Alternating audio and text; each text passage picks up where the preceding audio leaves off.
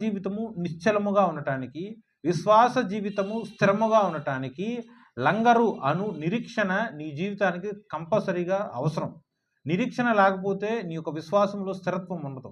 నిరీక్షణ లేకపోతే నీ యొక్క విశ్వాసము నిశ్చలముగా ఉండదు. ఎలా పడితే అట్లా పరిస్థితులు అనుగుణంగా కాసేపు ఎడం పక్కకి, కాసేపు కుడి పక్కకి, కాసేపు పైకి, కాసేపు కిందకి రకరకాల ఫ్లక్చువేషన్స్ బట్టి ఒక మనిషి బలంగా మాట్లాడినప్పుడు బలపడతాం, ఒక మనిషి ఎక్కిరించినప్పుడు హేళనగా ఫీల్ అయిపోతాం, అవమానపరిచినప్పుడు అవమానంగా ఫీల్ అవుతాం, సిగ్గుగా ఫీల్ అవుతాం. మనుషులు ఎలా మాట్లాడితే అలా.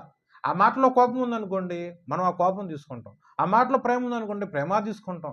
ఆ మాటలో హేళన ఉందనుకోండి, దుఃఖమో తీసుకుంటాం. ఎటువంటి ఎమోషన్ మన మీదకొస్తే ఆ ఎమోషన్ తగినట్టు మనం ప్రవర్తిస్తాం. అంతేగాని నిశ్చలంగా మాత్రం ఉండం. ఎలా పడితే అలా ఉంటాం. అలా ఉండటము మంచిది కాదు. అలా ఉండటం ఎప్పటికీ మంచిది కాదు. నరులు రకరకాలుగా వాటి యొక్క నోటి మాట ద్వారా మన మీద దండెత్తి, మనం అవమానపరిచి, హేళన చేసి, కించపరిచి, అవహేళనగా చేసినా సరే లంగరు వంటి నిరీక్షణ మనకు కలిగి ఉన్నాం కాబట్టి దేవుడు యందున్న ఆ యొక్క నిరీక్షణ ఎన్నటనటికి సిగ్గుపరచదు. కాబట్టి మనం ఎలా ఉంటాం? స్థిరంగా ఉంటాం, నిశ్చలంగా ఉంటాం. సో విశ్వాసముకి నిరీక్షణకి అంత ఇంటర్లింక్ ఉంటుంది.